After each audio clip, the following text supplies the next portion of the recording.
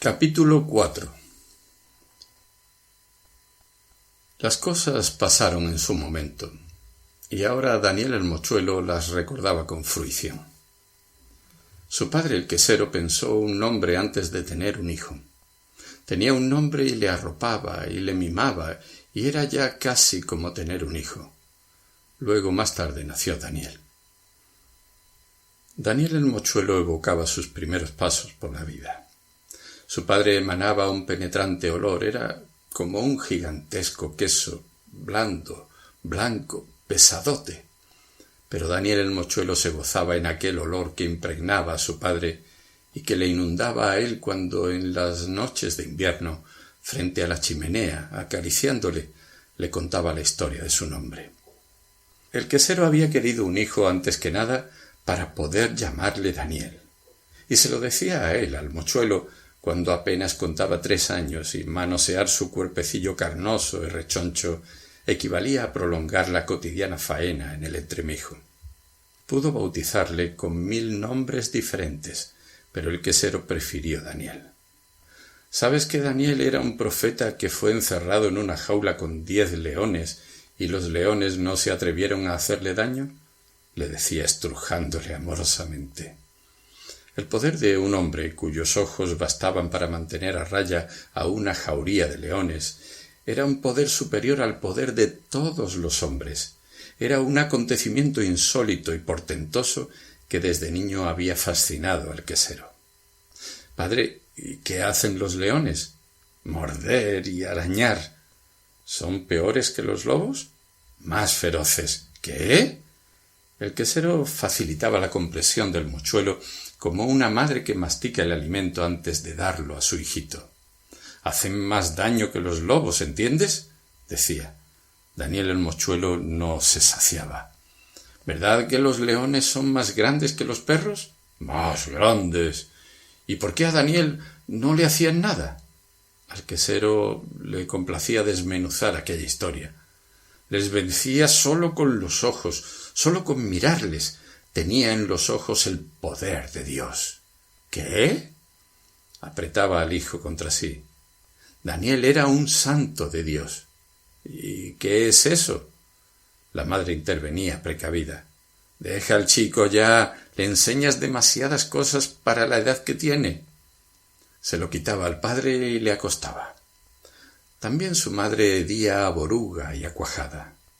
Todo en su casa olía a cuajada y a requesón. Ellos mismos eran un puro y decantado olor. Su padre llevaba aquel tufo hasta en el negro de las uñas de las manos.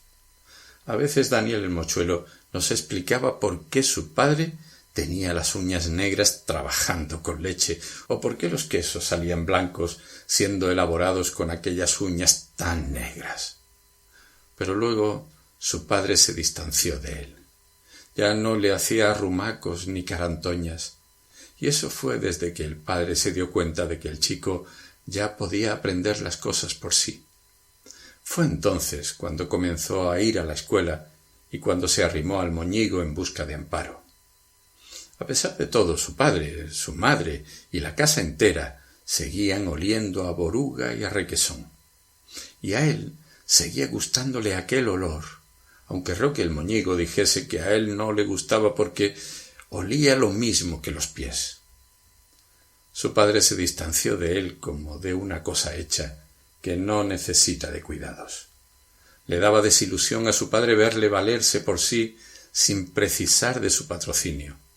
Pero además el quesero se tornó taciturno y malhumorado.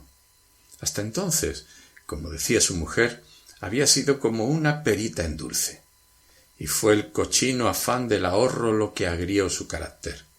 El ahorro, cuando se hace a costa de una necesidad insatisfecha, ocasiona en los hombres acritud y encono. Así le sucedió al quesero. Cualquier gasto menudo o el menor desembolso superfluo le producían un disgusto exagerado. Quería ahorrar, tenía que ahorrar por encima de todo para que Daniel el mochuelo se hiciera un hombre en la ciudad, para que progresase y no fuera como él, un pobre quesero. Lo peor es que de esto nadie sacaba provecho. Daniel el mochuelo jamás lo comprendería. Su padre sufriendo, su madre sufriendo y él sufriendo, cuando el quitarle el sufrimiento a él significaría el fin del sufrimiento de todos los demás. Pero esto hubiera sido truncar el camino, resignarse a que Daniel el mochuelo desertase de progresar. Y esto no lo haría el quesero. Daniel progresaría aunque fuese a costa del sacrificio de toda la familia, empezando por él mismo. No, Daniel el mochuelo no entendería nunca estas cosas, estas tozudeces de los hombres y que se justificaban como un anhelo lógico de liberarse. ¿Liberarse de qué? ¿Sería él más libre en el colegio o en la universidad que cuando el moñigo y él se peleaban a boñigazo limpio en los prados del valle? Bueno, quizás sí, pero él nunca lo entendería. Su padre, por otra parte, no supo lo que hizo cuando le puso el nombre de Daniel. Casi todos los padres de todos los chicos ignoraban lo que hacían al bautizarles. Y también lo ignoró el padre del maestro y el padre de Quino el manco y el padre de Antonio el buche, el del bazar. Ninguno sabía lo que hacía cuando don José el cura, que era un gran santo, volcaba la concha llena de agua bendita sobre la cabeza del recién nacido.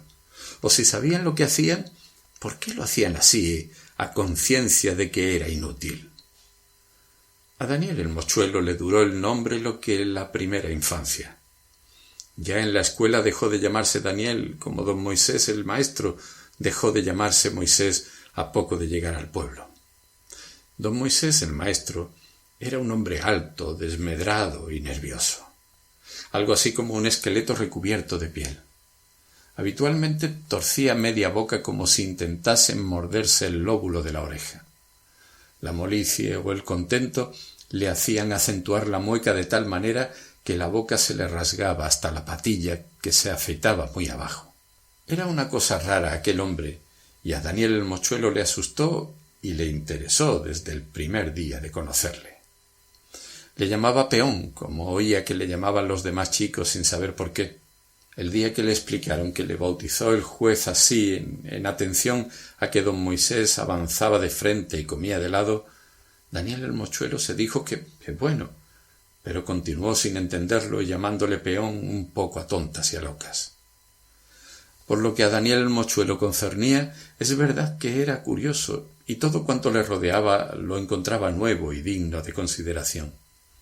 La escuela, como es natural, le llamó la atención más que otras cosas, y más que la escuela en sí el peón, el maestro, y su boca inquieta e incansable, y sus negras y espesas patillas de bandolero. Germán, el hijo del zapatero, fue quien primero reparó en su modo de mirar las cosas. Un modo de mirar las cosas atento, concienzudo e insaciable.